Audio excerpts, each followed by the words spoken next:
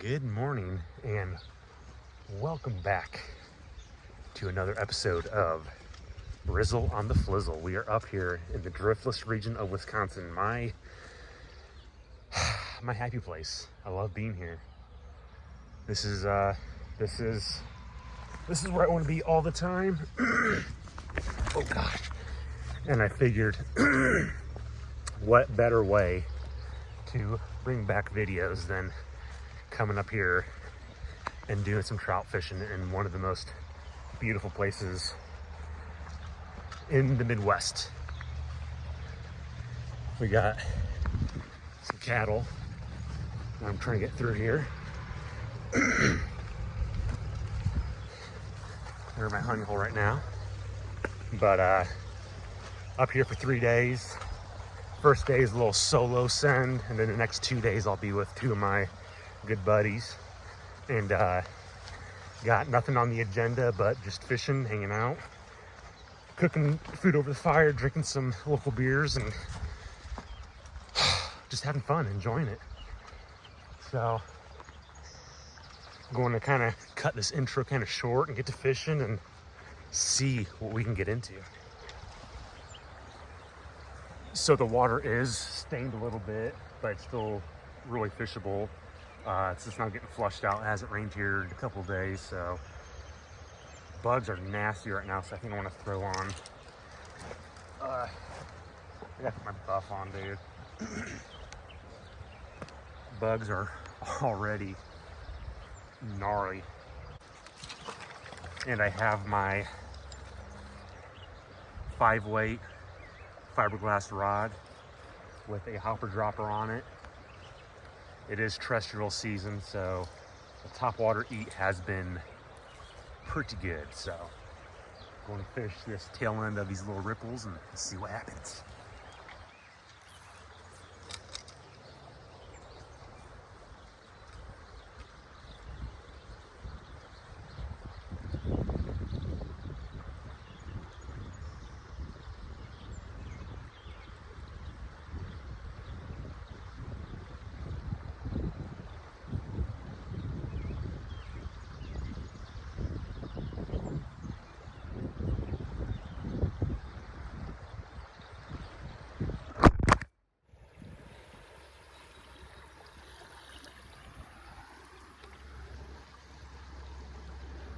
Freaking love this place, dude. Oh, buddy. Did not take long to get my first fish. I had to go back and get my cards. You get the spinning rod with the inline spinner, pinch the barbs because this water is just ripping. I'm not too far from where I caught my first trout ever, but this is perfect. Perfect eater size. Hell yeah. Nice. All right, here is the first brown trout of the trip. Caught it maybe third cast in this little pool. I packed minimal food for this first night, so my whole intention was to do a catch and cook, harvest maybe two nice sized eater trout, and this river is a very healthy, sustainable fishery to be able to do that. So this is dinner. Folks at home, lunkers only. I repeat, lunkers only. Literally right after I caught that last fish, came down a ways, threw the line in.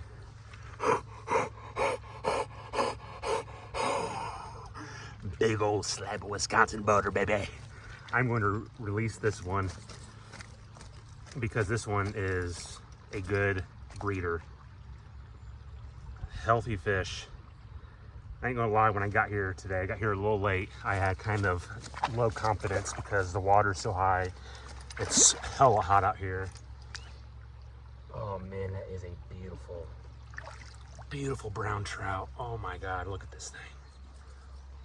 Whoa, dude, nice. Thank you.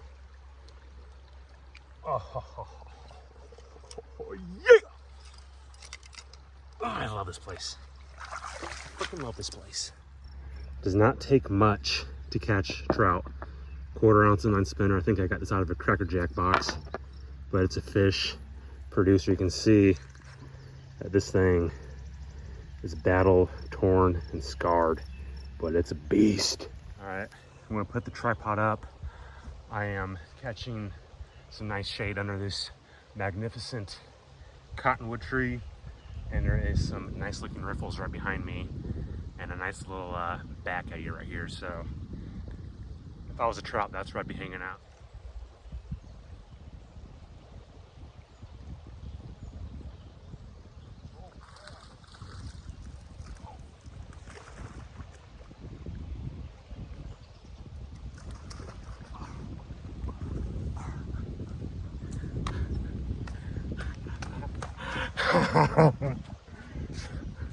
You can't win them all, can you?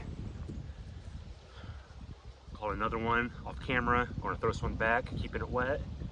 As much time nearly possible outside the water.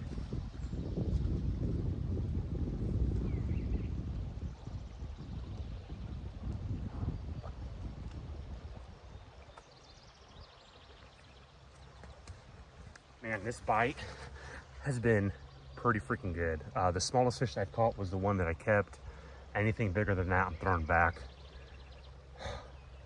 So far, I've landed 3 fish, hooked into 2, lost those. But man, check this freaking scenery out. There's that big cottonwood. I'm chilling out. This is where it's at. Breeze is kind of picking back up. Bugs are kind of dying off. I want to eventually get back into the timber, get out of the sun a little bit, fish for maybe, I want to get to a specific point on this stream where I've had really good luck. Get down there, fish it a little bit, walk back, go to another spot that I've been to one other time. Then after that, I'm probably going to break for camp because it is going to start getting pretty warm, and usually around midday that bite shuts off. So I want to get at least one bite on camera. I did not bring the GoPro because I'm just trying to simplify the gear that I'm bringing on the stream. So that's why everything is being shot on my iPhone. So while the camera's rolling, let's see if I can get one more out of there. Probably not, because it's been pretty busy. I've pulled 3 fish, or I've hooked into 3 fish in here. So it might be starting to slow down a little bit. So hold on.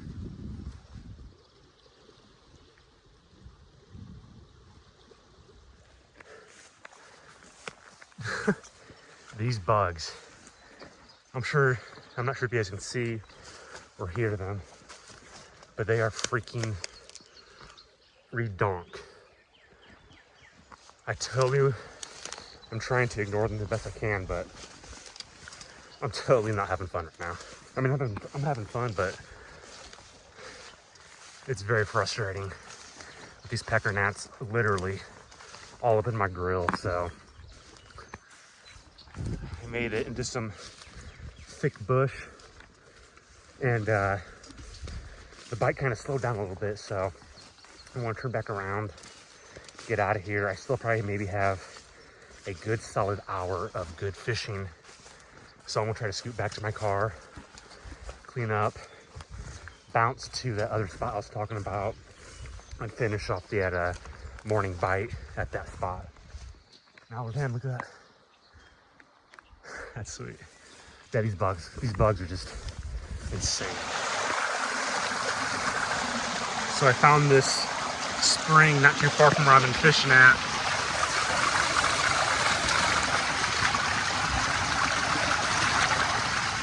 Ice cold water. Gonna wash off my gear. Gonna cool off here for a little bit. It's freaking hot. All right, so I've got my trout. I'm gonna clean it out. And one thing that I have been doing since I have not been making videos is I got really into Native American history and stone tools and lithics. And I'm going to clean this trout with a little flake knife that I made. I forgot what kind of chert this is, but I broke it off of the bigger cobble, put a nice edge to it with a antler tine, hafted it to a beaver stick that I found. And what better way to test it out than on a Driftless. Sorry, swallowed a gnat and started violently gagging, but I am going to test out this little knife that I made and got this trout.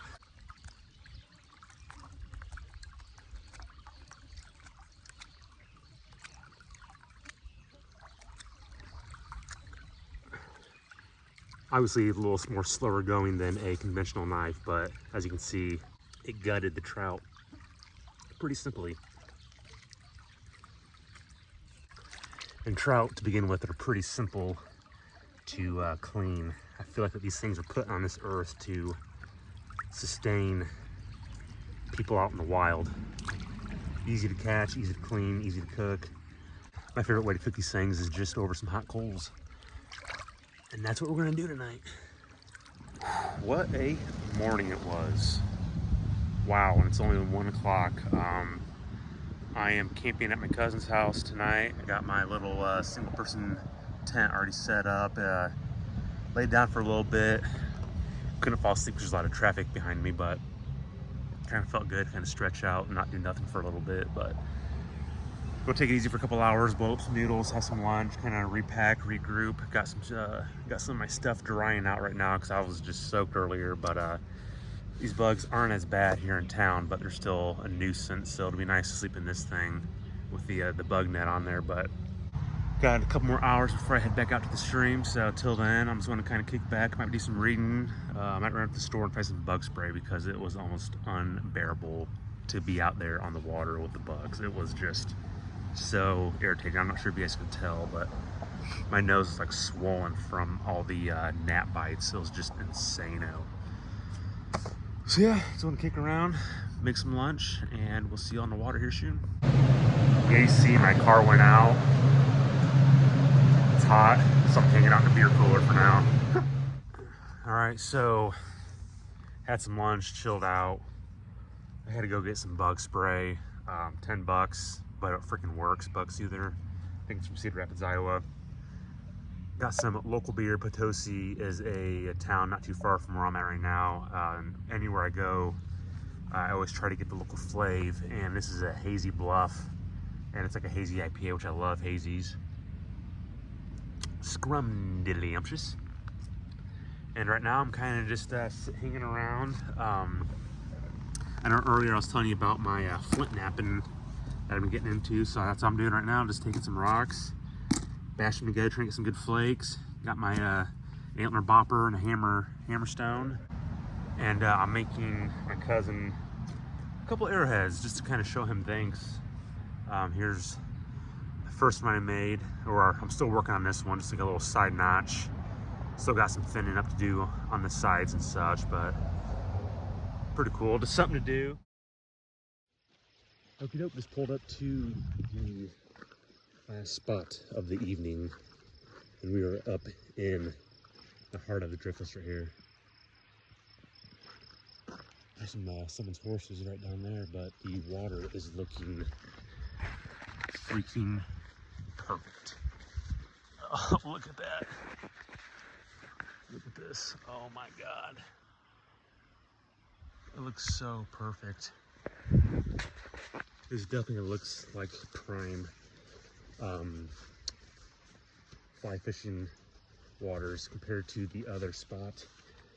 So I'm going to take both because I plan on being on this river until dark, which is in about 4 hours. So I got my bag full of all my tackle, snacks, drinks, a couple beers, and let's go.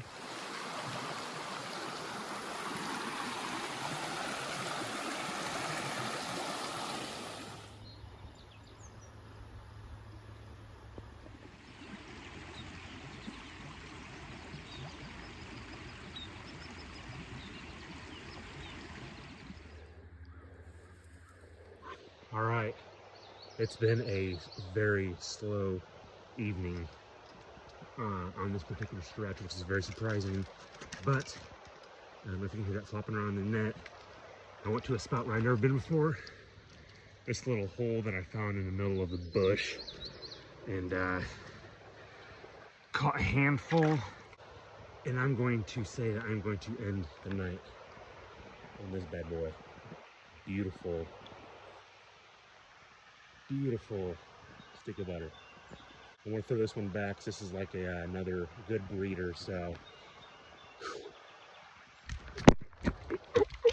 there it goes. There it goes, baby. Whew. I think I'm gonna call it a day. It's been a long day. I got up at 3:45 to head up here.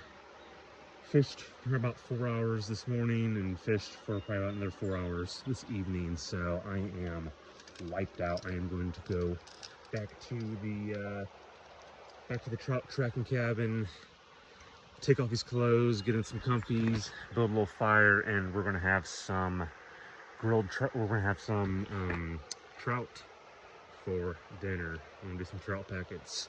So it's gonna be nice and tasty, and I'm looking forward to that.